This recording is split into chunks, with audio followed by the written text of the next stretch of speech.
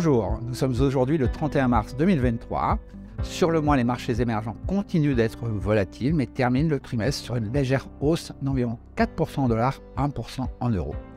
Outre le Moyen-Orient qui baisse légèrement, les autres régions émergentes comme l'Asie, l'Amérique latine, l'Europe de l'Est affichent des performances similaires. L'Asie du Nord, notamment l'Internet chinois, la tech coréenne et la tech taïwanaise surperforment, tandis que l'Inde et le Brésil s'affichent en baisse.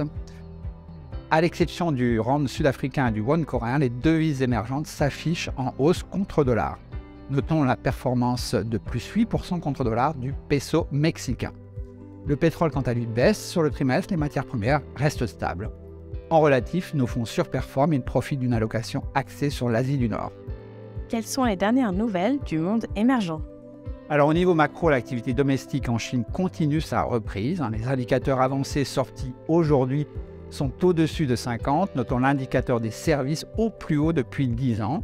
Notre scénario donc de reprise de la consommation cette année se confirme et devrait s'accentuer au cours du trimestre prochain.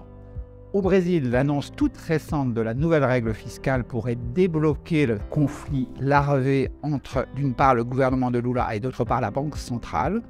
Elle pourrait ainsi ouvrir la porte à des baisses de taux.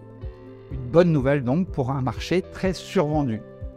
Plus globalement, la politique monétaire américaine, marginalement moins tendue aujourd'hui, donne un peu d'oxygène aux actions émergentes via une légère faiblesse sur le dollar. Et au niveau micro, quelles sont les dernières nouvelles?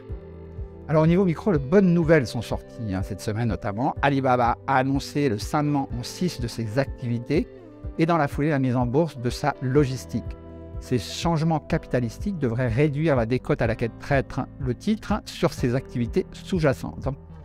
JD.com a annoncé la mise en bourse de 2 de ses filiales.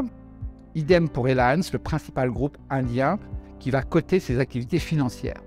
Historiquement, ces nouvelles corporates du Smaller is Beautiful sont des signes avant-coureurs d'embellie boursière.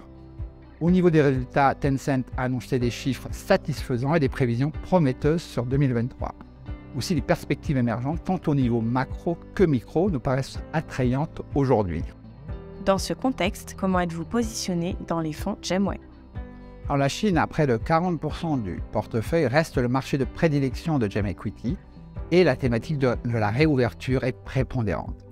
Nous restons par ailleurs sous-pondérés en Corée et à Taïwan, mais concentrons nos investissements sur les semi-conducteurs qui affichent un bon premier trimestre boursier. L'Inde à 11% reste sous-pondérée également. La valorisation du marché a baissé et elle est proche désormais d'un niveau d'achat.